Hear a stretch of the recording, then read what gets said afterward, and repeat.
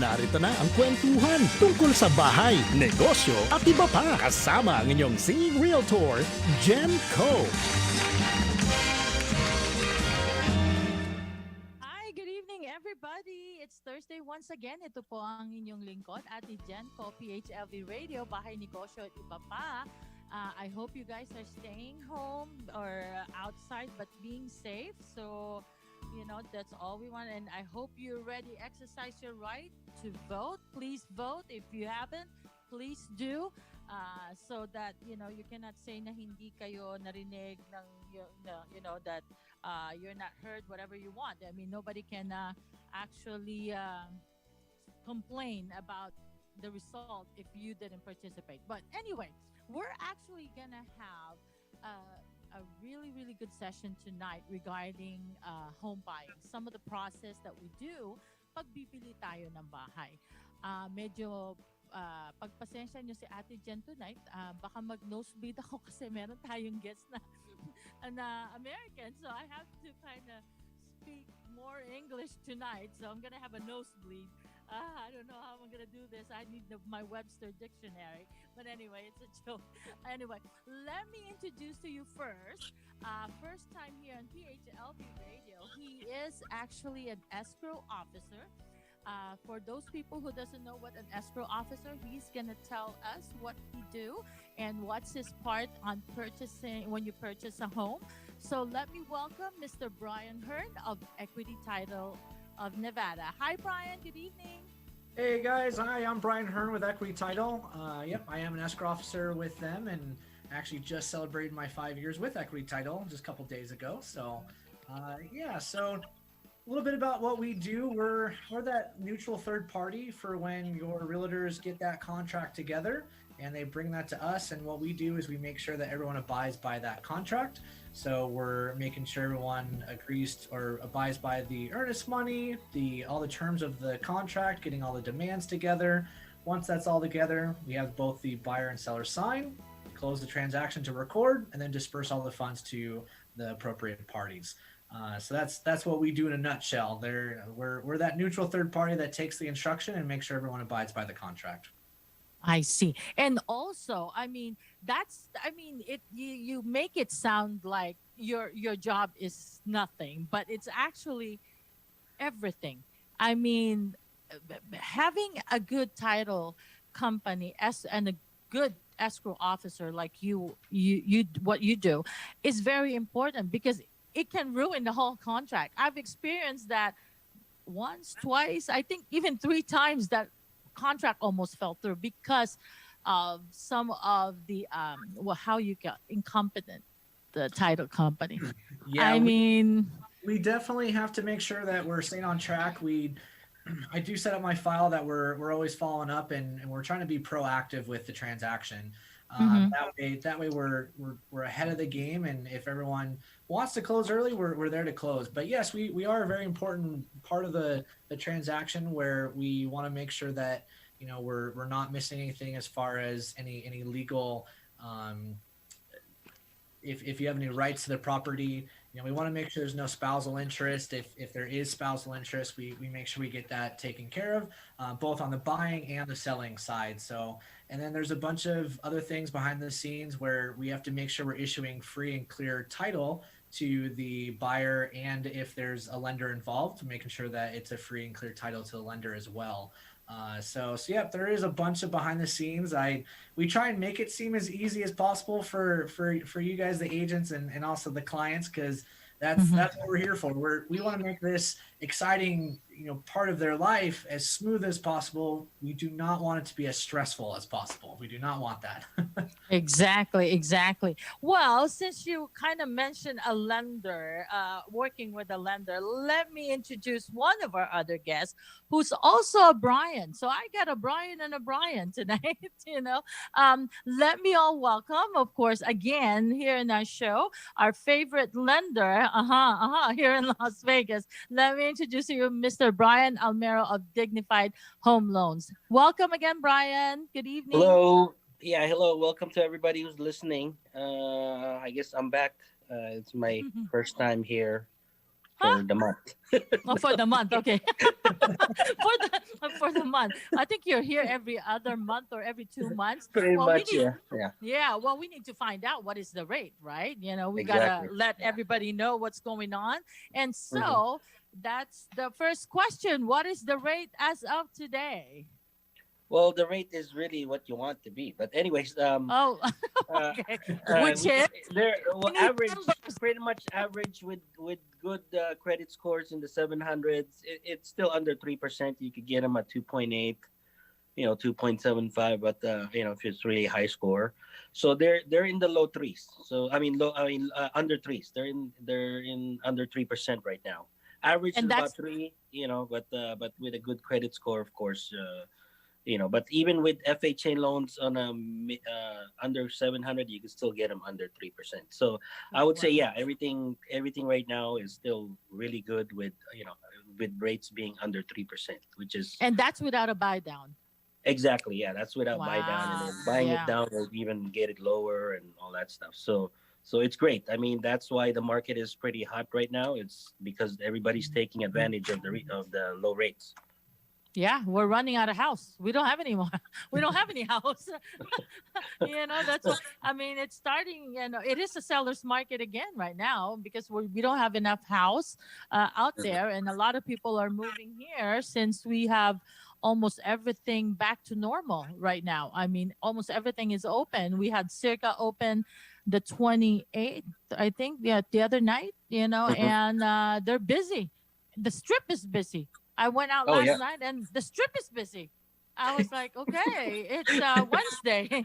It's Yeah. Wednesday and it's busy. But I guess Yeah. it's good. But please, please, please, please still practice, distancing and, safety for everybody's sake. Okay, so with that being said, with the loan, let's do this. With the loan right now, um, you work with the title company, hand in hand Mhm. with the title company. Yes. So, what are the major concern or what are the major factors that we have to look for when somebody's buying a house? I mean, okay, this is one question. One of the questions that I got already. This is a question for both of you guys, all right? So, somebody was asking if, for example, I'm married, I want to purchase a house, but I don't want my spouse to know that I'm buying a house. Or I want to buy a house for my daughter or for my son, and still I don't want my spouse to find out. Is that possible? And what are the consequences? What we need to know about that type of transaction, if it's possible? Go ahead, So Brian Hearn. I'll Let's do, start. yes, I'll start on yeah. that one. So it really depends on the transaction. If you are purchasing using financing, no, there's no way around it. The spousal interest has to be addressed. Nevada is a community interest state. So let's say you buy the property single or unmarried. So you're not married. It's just you who are purchasing the home, and let's say you get married a few months later, that spouse has now interest in the property. So when you go to sell, both you and your spouse do need to sign off and relinquish both of your interests from the property. So on the buying side, if you're purchasing using financing and using a lender, both our underwriters and the lender's underwriters are going to want to make sure that we are taking care of that spousal interest, and there's no way around it. We got to have that spouse sign a spousal deed relinquishing their interest from the property, or having them be put on title or the loan. Okay, so meaning, okay, this is the first thing. So even for example, I bought the house 10, 15 years ago, or I only have 5 more years to pay off the house. Okay. So and then I got married tomorrow, the next day. So even though I almost paid off my house, that new spouse already have right to my house. As soon as you get married, that spouse has interest in the property. Even let's say you completely pay off your loan, you own your house free and clear. You get married, that spouse has interest in the property. What the? Yeah. That's why there's called prenup. Yeah. Why your eyes went big, Brian Almero?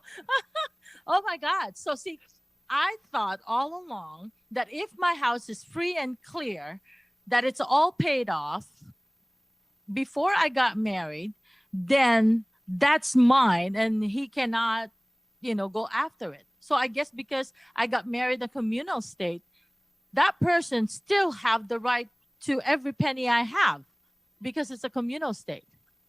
Yep. They have every interest in that property, just like you. Yep. Wow. Okay. So that answered that. So, okay, what's the difference between, well, okay, Brian Almero with the Yes. lending side, with the Mhm. lending side. So you Oh, cannot. it's So the same. Yeah, it's it's the the same same thing. thing. We have if they're married, if they do. I mean, it's a different case if they lied. But of course, if they're really married, then it's the same. We require that spousal deed, to sign off, and then same thing. If it's a government loan, then we need to consider that other spouse's debts as well, because we're in a community interest state. So when we're doing a government loan like an FHA VA, we do have to get the we have to check their credit. Even though they're not on the loan, we have to include their debts as Really? part of the qualification. Mhm. Yeah, so Oh, so anytime it's married, we always have to consider the other spouse's debts as well, even though they're not on the loan. So at the same time too, if they're only be doing the loan themselves, it's okay, but we still need to make sure that the other spouse acknowledge it, that they're not taking interest. He or she is not taking interest. okay. So what's the difference between a quit claim and a grand deed? Because there's a lot of misconception on those two. Somebody before thought that, oh, he doesn't have the right to the house because he signed a quit claim. I said, you know what? I think he still does because a quit claim is different from a grand deed. So who wants to? I think That's a Brian. title question. Yeah. It's a Yep. title question. That's a title So question. Yep. mhm. So a quitclaim deed, that's an old term. So deeds where we're either removing someone's interest or adding someone's interest, those are now called grant bargain sale deed. Okay. The quitclaim deeds, those have kind of gone away. The verbiage has changed. Um, so yeah, so the quitclaim deed is the grant bargain sale deed. That's the name of the document that gets recorded. Whether let's say we're back to the spousal interest. If we're recording a deed removing a spouse's interest, that's called a grant bargain sale deed.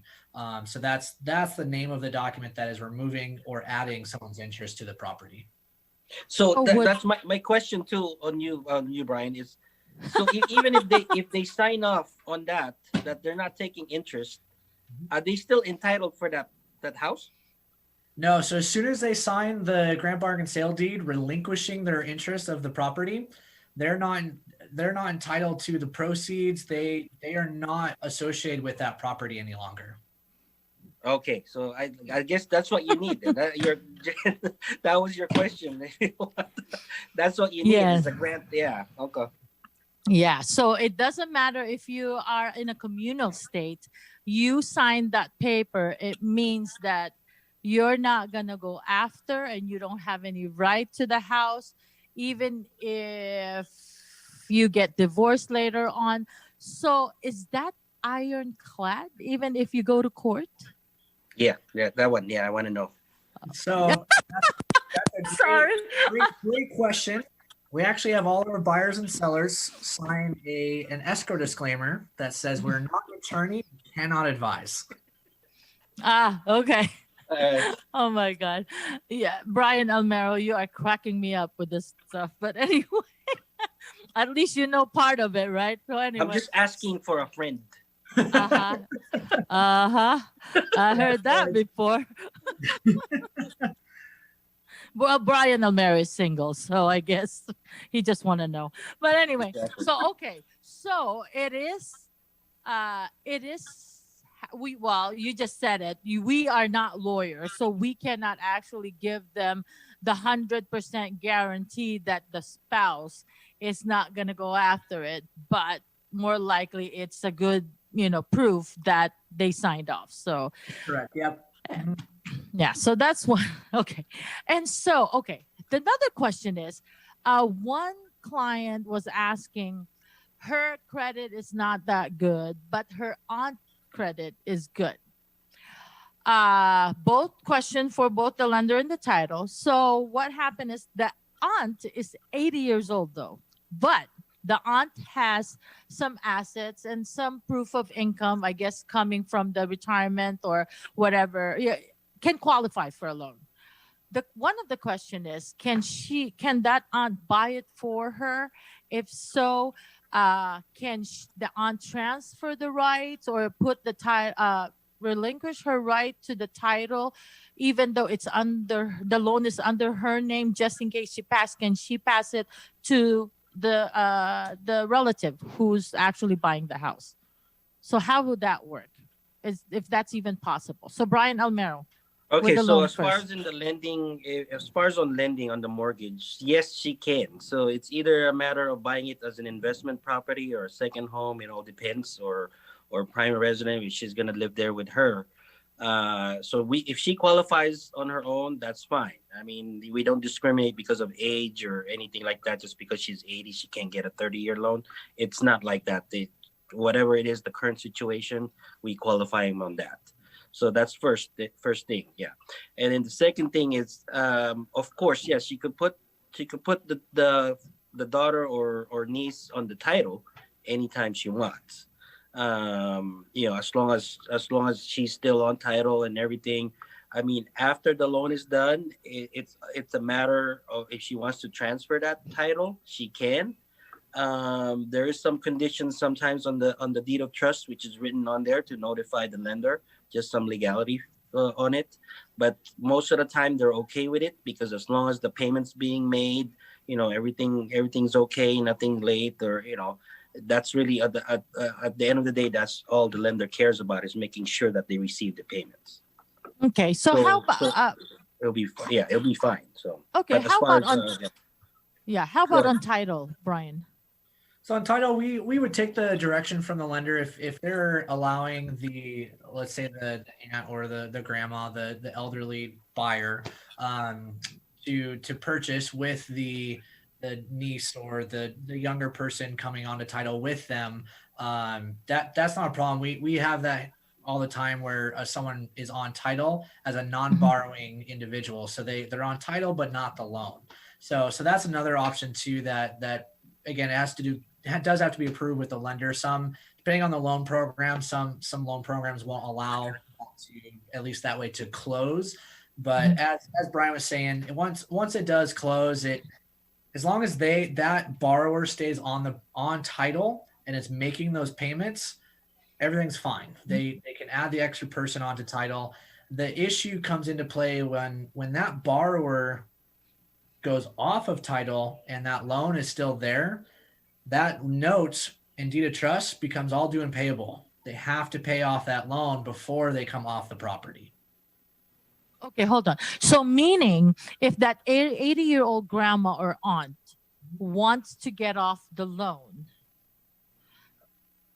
or the title, then the loan has to be paid off or refinanced, for that matter, with the new owner only, correct? Yes, there are a couple ways to handle that.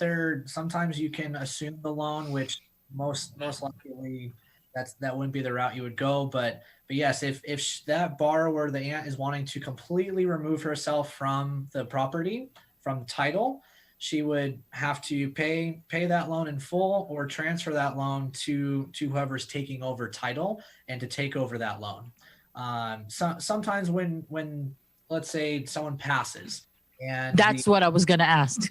Yep. Yeah, because she's 80. Had this happen plenty of times. It's I wouldn't say plenty of times, but we've had this experience where the borrower has passed, and either the joint tenant or the person who's taking over the estate does contact the lender. They've been making the payments ever since that person has passed. They contact that lender to let them know they have passed, and they're the ones now put on the loan to be able to then sell the property. Though when it's in that stage for us, they are selling the property and paying off that loan in full. What if the joint tenant or the person who's in the title Executor. together, pass don't want to sell the property and cannot qualify for the loan? What will happen then? I guess this is a lender So for question. me, I've seen that situation. I mean, it remains in it's like an estate for that person. So whoever is the executor of the state has access to information on it. That's what they do. Because as long as it's being paid for too, because if they really can't do anything, I mean, unless they don't make the payments, then they're foreclosing. So Okay, so as long as they're making a payment, and then maybe while they're still maybe try to fix the credit to qualify later on, but they still have to be in good standing to be able to do that later on. But until they're paying, as long as they're paying on time, then it's okay not to transfer. exactly, because they're gonna have the paperwork that says that this person is the executor, of the estate for that person. So I've seen that where the name of the loan is under that, it says that estate of whoever, I see. So I've seen that happen. So I mean, it's not probably all the time, but every situation is different. It's kind of like why is the lender gonna what do you call it? It's not broken. There's nothing to fix. Just let it be for now until something that they could do, because they don't really want to foreclose the house too, because it costs them a lot of money. So if it's being making the payments and they know somebody's taking care of the property, then most of the time they'll be fine for now. Yeah, for that moment. We actually had a situation where the parents passed and the kids were making the payments, and they were actually making the payments for 5 years, and it was finally time to sell the property, and the lender had no idea that the parents had passed because the payments were being made. The lender had. So that's what I'm saying. That's why as long as they're making the payments on time, I mean, typically they just leave it alone. It's a waste for time to them to fix something that is not broken.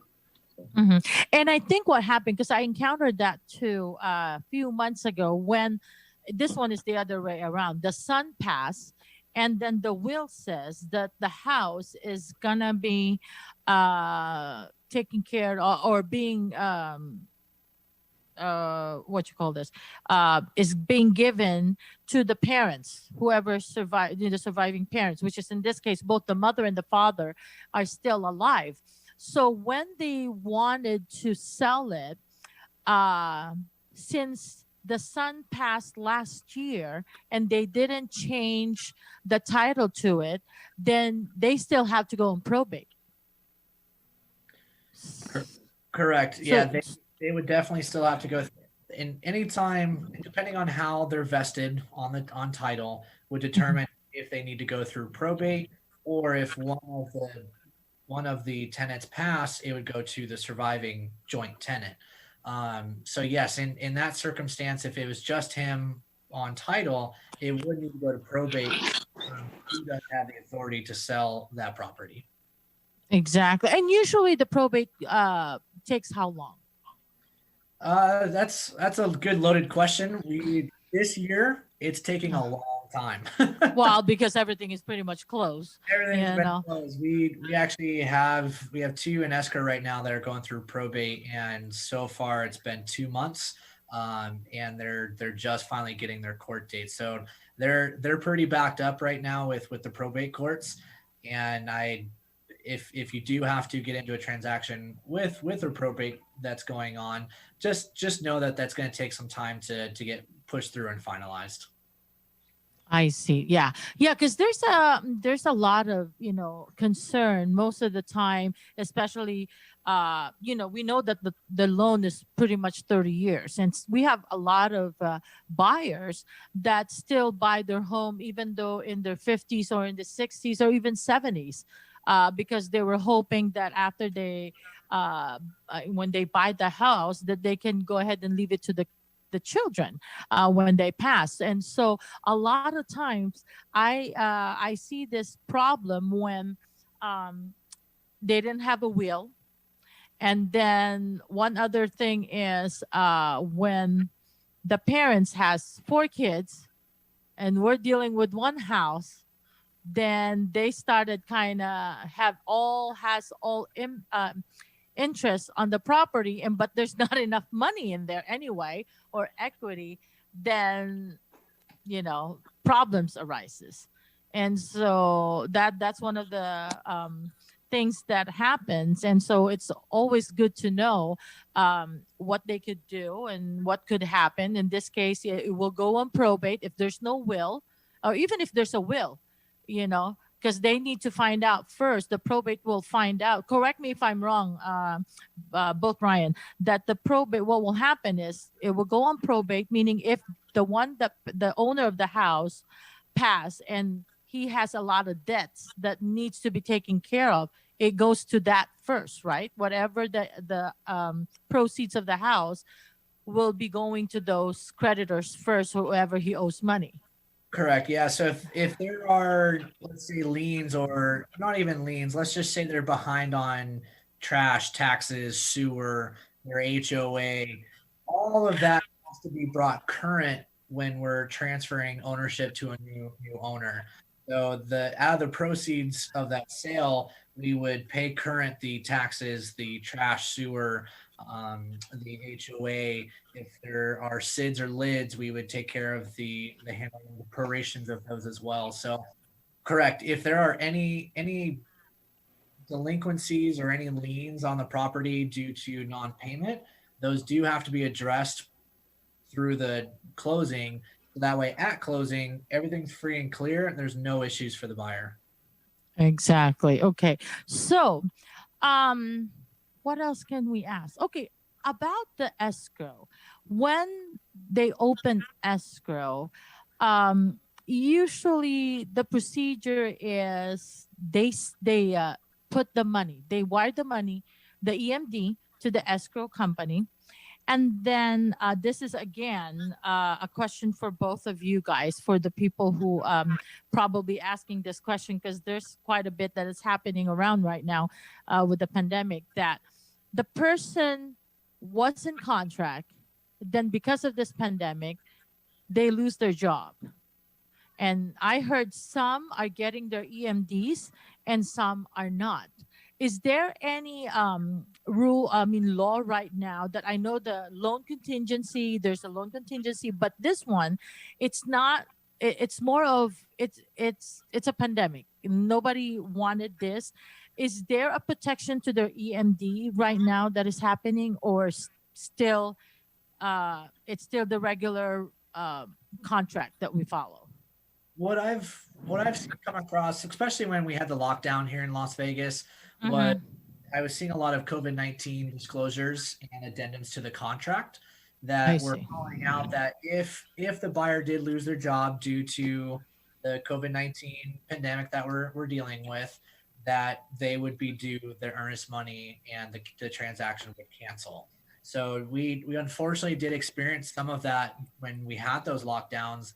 I mean, we unfortunately were literally at day of close, and the employment couldn't pull through, and we had to cancel the transaction the day of closing. So yes, that is the only, and that addendum is drawn up by the realtor. We're escrow. We just have to take that instruction and make sure everyone abides by that. So that's what I've seen for their protection, is that COVID-19 addendum. So basically, Brian Almero, so you kind of answered that with the financing too. Mm-hmm. What happened if they lost their job? I mean, is that taking into consideration that, hey, they've been working for 10 years in the same job, but because of this pandemic, they lost their job, but they can still show that they can still make few payments after this lockdown? Would that be taken into consideration or not anymore? Yeah, unfortunately not. If they lose if they lose their job during the process, I mean, it's really a matter if they could find a job right away, because that's their income, and we have to do the verification of payment, of that they could afford the payment. So unfortunately, losing your job for whatever reason, it's not. It's subject to decline of the loan. So that's why the only way is to get another job that they're gonna start and all that. So it's not part of it. It doesn't matter what the circumstances is, as long as there's no income, because we do verify in the beginning of the process, and then at the end of the process they verify that they're still working. So What? that's why. Okay. Well, what if? Because I know our rules is the same job in the last 2 years, and since if the casino or the hotel that they worked for before never opens, and so but they found another job not the same as the previous job, would that be taken into consideration? It can. It's all on a circumstance basis, depending on what kind of job it is, if it's stable, if it's full time, permanent. So anything like that, of course, will be taken in consideration. I mean, even though they don't have that work history for that kind of job, like at the totally different line, but Mm-hmm. it's something to where okay, they got another job, different line, but it's permanent. They said it's guaranteed salary, whatever. Those kind of stuff, it's okay. But if it's something to where hours changes, we don't know exactly, or it's like part time or not or temporary first 90 days, those kind of income will probably won't work. I So see. yeah. Mm-hmm. So, Brian, a title. Brian, I call Brian title and Brian lender. So, Brian, when you say that there's an addendum, so it is the responsibility of the realtor to protect their client to put in that addendum in the beginning of the contract. Because if they didn't put that COVID addendum saying that if and when for whatever reason that their job get affected by the COVID, by the pandemic, that it's not their fault, truly they're not 100% at fault, then they are entitled to get their earnest money back even to the last day of the closing. That's correct. Is that correct? Correct. Yep. It is. It's up to the realtors to help it's up to them to really protect their clients, whether it's a buyer or seller. Uh-huh. So you want to make sure you have all those disclosures in there to protect your buyer. And that way, if let's say it's after all your due diligence, all your contingency timeframes have expired, you still want to make sure that your buyer is protected for any unknowns that you can protect them for. So Mhm. yes, that would be on the realtors to make sure that protection is there for their buyer. Right, that's great. That is awesome, awesome information. So, Brian Lender, back to you. Is there still, with this pandemic happening, are there still what you call it, specials? I mean, the home is possible. I know still there. What other programs are still there to help our buyers? Oh, there's plenty. I mean, it's still the same programs out there available since, even before the pandemic happens. The home is possible down payment assistance is available, up to 5% that they could get. Up to Um, 5%. yeah, yeah. Uh, Okay. yeah, so they have that program is still available for down payment. The teachers program is still available. What else? I mean, the home at last is still out there. I mean, all the programs are still available. I mean, as far as the amount that they're giving out, it's still the same. Just some guidelines have changed, of course, a little bit tightened up because of what's been happening. So, because like I said, they want to make sure. I mean, it's still a loan, so they want to make sure people will able to afford it, and so some guidelines have tightened up a little bit. But other than that, I mean, everything is still the way it is. Yeah, I the see. only difference is right now everything the rates are a lot better, so that's why you take advantage of it right now. Okay. And they have a lot of questions that, they said, oh, do you have a first time home buyer program that no down payment? And a lot of people thought that if they already own a home before, they cannot avail of a no down payment. Can you clarify that, Brian? Yes, so that's true. I mean, it's not about it's so those programs like the Home is Possible or Home at Last, Mhm. they won't allow you to earn to currently own your a house. It's not about for first time buyers. It's really that they don't want you to currently own a house. That's their guidelines on it. So if you're selling a house, and as long as that home closed first, before you buy, then that's fine because you're not going to end up owning one. But that's their other guidelines on it is they don't allow on that program to own a house currently. Yeah, so it's not about being a first-time home buyer. You don't need to be a first-time home You don't buyer. need to be exactly. I mean, they have Mhm. programs too for first time home buyer where they require that you didn't own a home for the past 3 years.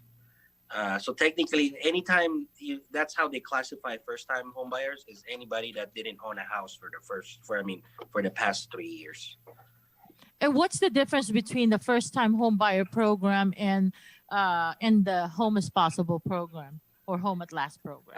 It's just a matter. Sometimes it's all rates and qualification, or I mean, or like the a lot of times it's really based on interest rates. I mean, I that's really see. all it is. I mean, that's just kind of like the general, difference. I see. It's not okay. It's more of a. How about the down payment? What are the requirements for down payments from FHA to the Home is Possible to anything like that? What fees or down payment are we looking at for investors for second home? Because a lot of people are getting confused with that one. Okay, so let's start from like for primary residence. So primary Mm-hmm. residence means you're gonna live in that property full Mm-hmm. time. Those ones you could put as little as 3% down on Okay. conventional. Uh, Unconventional. yeah, FHA is 3.5% down, and then Mm-hmm. of course the VA loan is 0% down if you're fully qualified for Mm-hmm. VA or fully guaranteed. So those three programs are the normal normal loan programs for mortgage, conventional, FHA, and VA loans. So Mm-hmm. those three for primary is Mm-hmm. uh, is those are the requirements, pretty much minimum requirements for down payment. Now, Okay. when we go to a second home, once we call it a second home or vacation home, what that means is you live out of state and you're buying a home here as your second.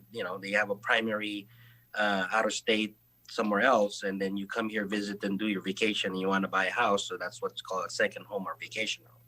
Those ones could only do as a conventional loan, and they require minimum of 10% down. Okay, 10% down. Okay.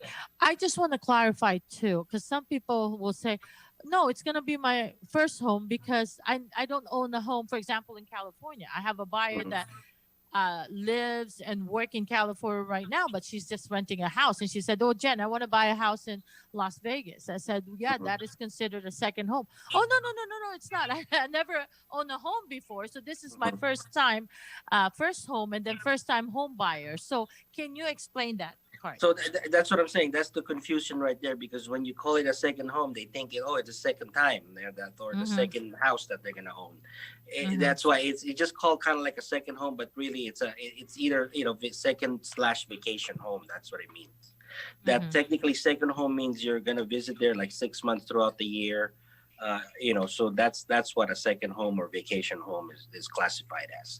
And then the other piece is the rental or investment. That one will require 20% down flat.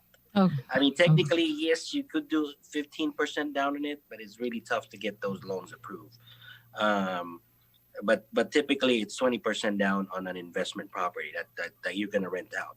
On your question on your client saying that, oh, I don't own a house, I live in California and work there, they still can't call it. I mean, they can't call it their primary because they work over there in that state, and that's where their full-time job is.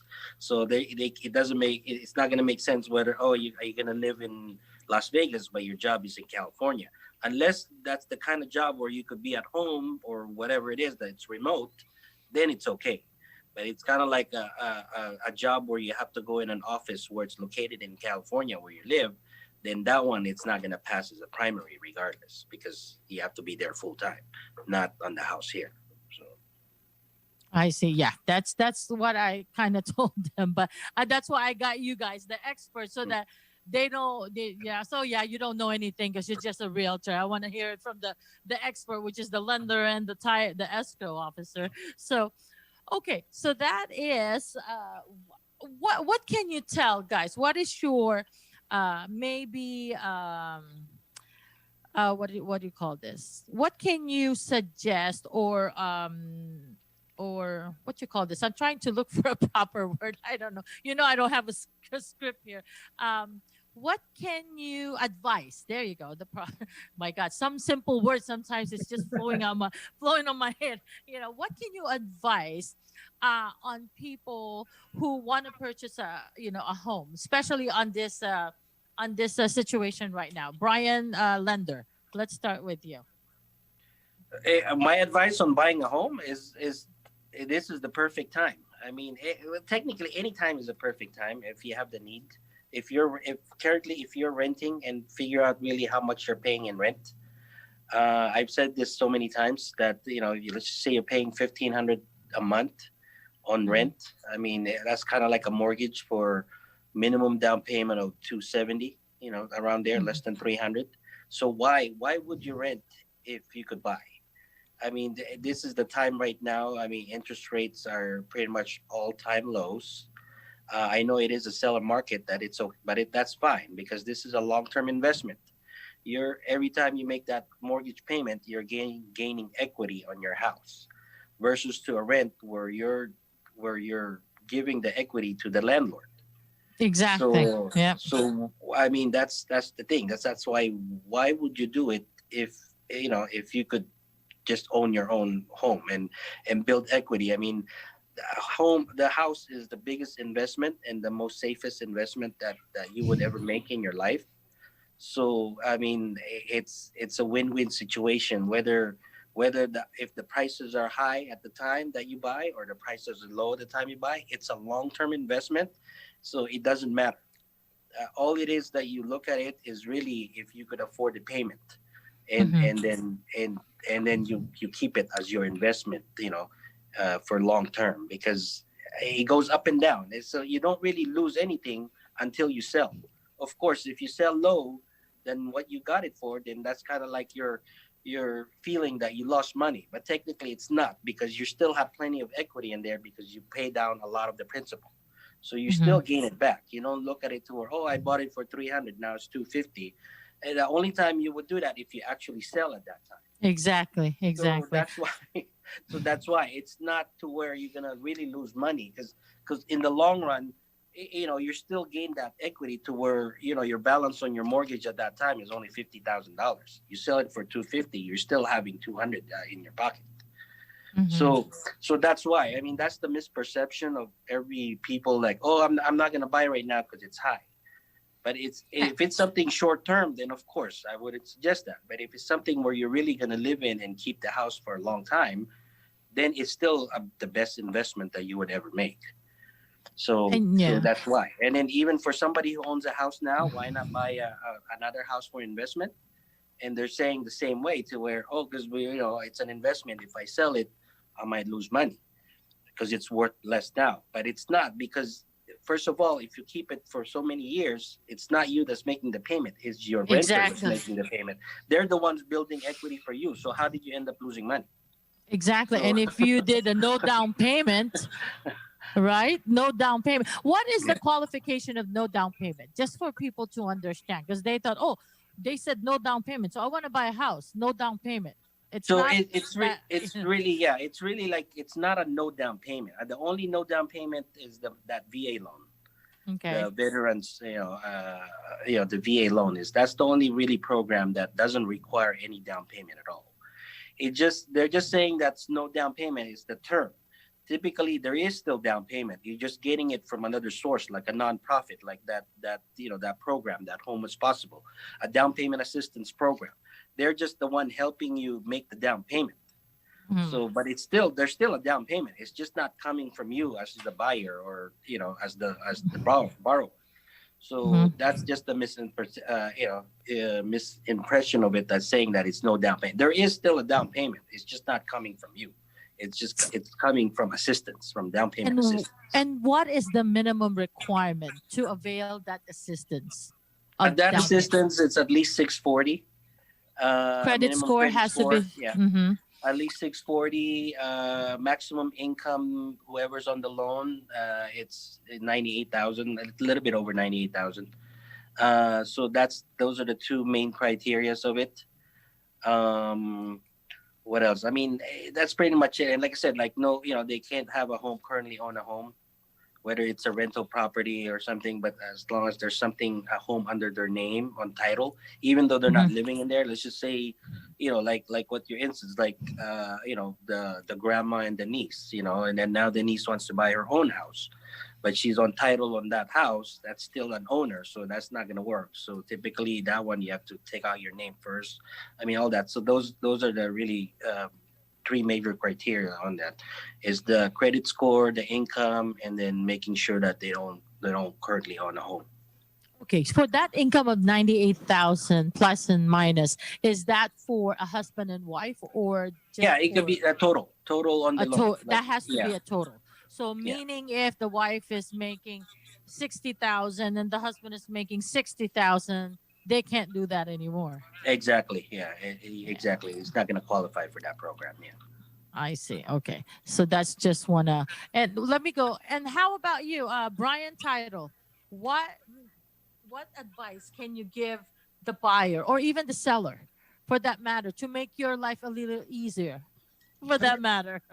To make everyone's life easier, communicate with your lender, communicate with your agent, communicate with escrow and title. So and also return documents as soon as you can to your lender, to your agent, or if your escrow officer is asking and working with you directly, try and get those forms and documents or signed to. And I know lenders are going to require some signatures before we actually close. Mhm. Get those to your lender and your title department or your title officer as fast as possible. That's going to make our job a lot smoother, which makes it a lot easier and smoother for you, the client, whether you're buyer or the seller. And that's going to help out you as the agent. That's going to help out Brian as the lender. It just helps everybody out. The more you communicate, I always tell people, if you over communicate, I love it. Please over communicate. It's so much better than not hearing from your client until the very last minute, and that's when a lot of issues will come up, is if you have that delay in communication and it comes time to close, all of a sudden you find out all these issues. It's a problem for everybody. Exactly. I mean, they think, yeah, we encounter quite a bit of those, in the past that sometimes they think that our life is easy, that all we do is, oh, you don't care because you're just selling the house, you already, the house, you already got the contract, and that's it. You leave it at no, but that's why we keep on bugging the seller or the buyer that, what, it's not yours until we sign the dotted line, till we record it under your name. So you have to cooperate with us to, if we need this, trust me, we're not making your life miserable.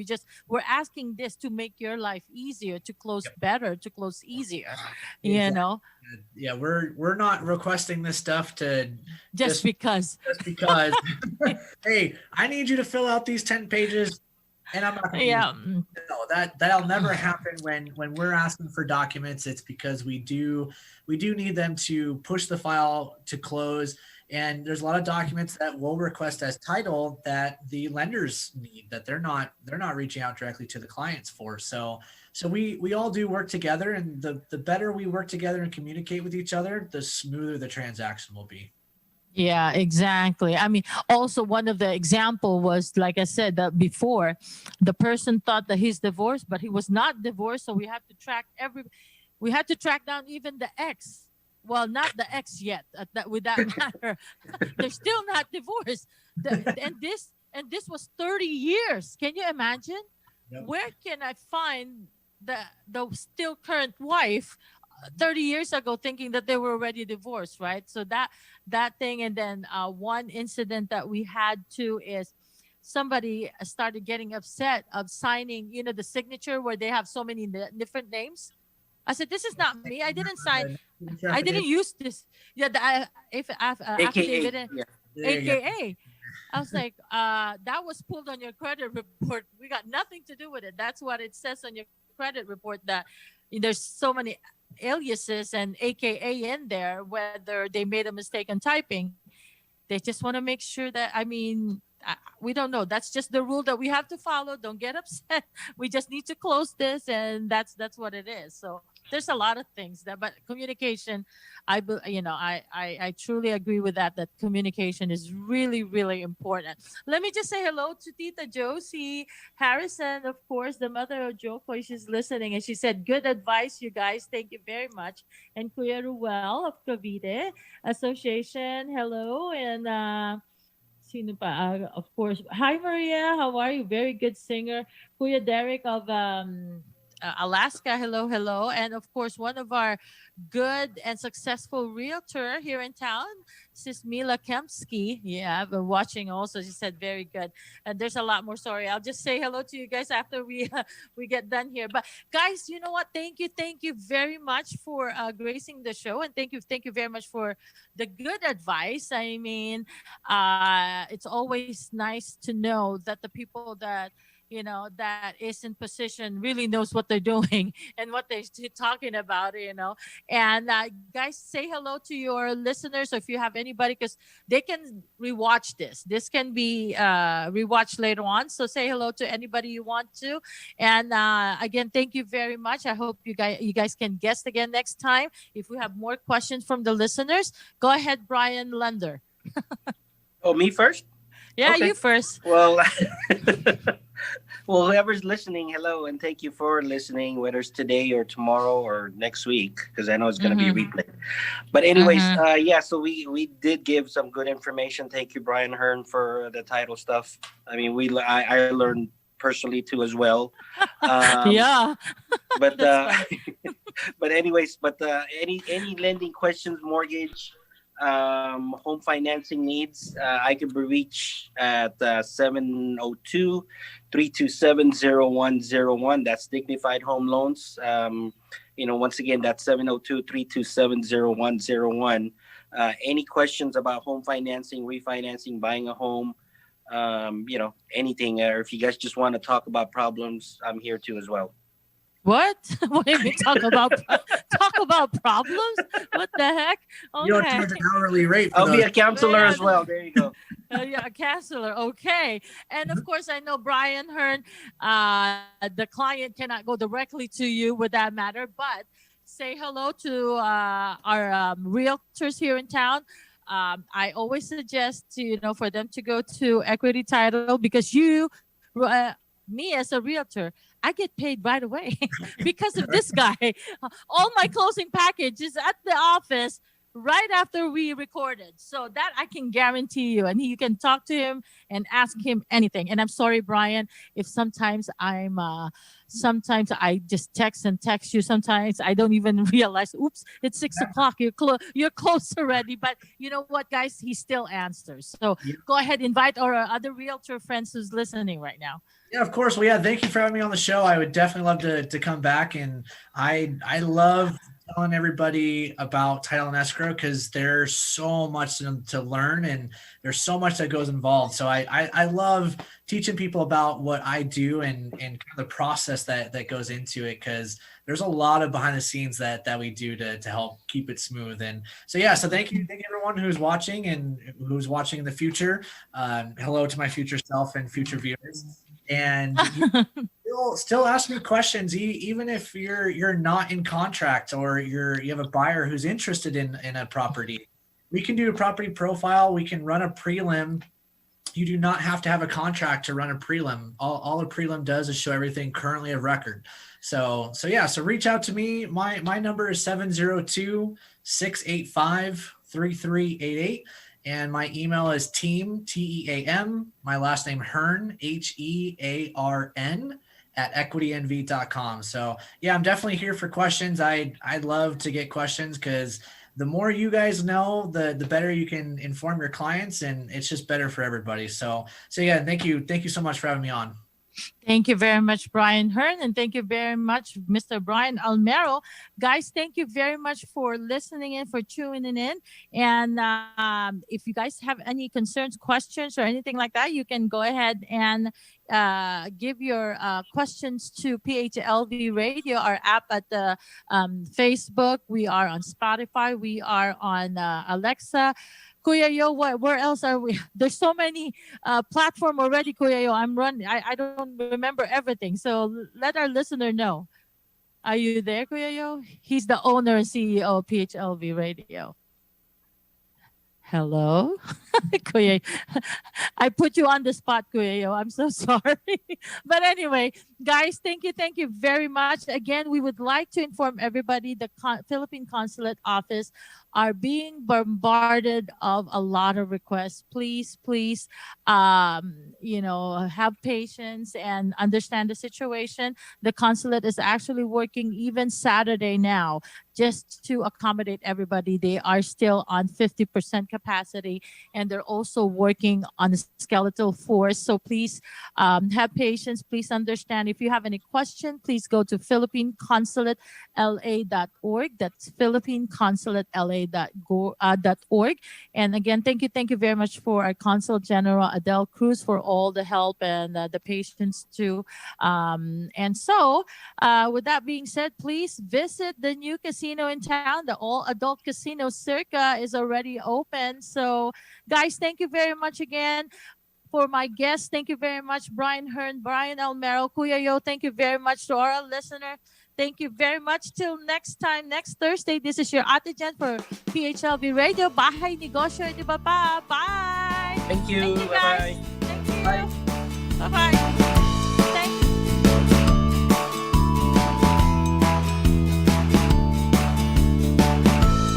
Know your home's value? Are you thinking of selling your home and you're curious what the current estimated value is? Contact Jennifer Jen Kho for a free, no obligation estimate. Jennifer Jen Kho from Berkshire Hathaway Home Services of Nevada. Call 702-444-8958 or visit www.jenniferco.bhhsnv.com. Email jenniferk@bhhsnv.com.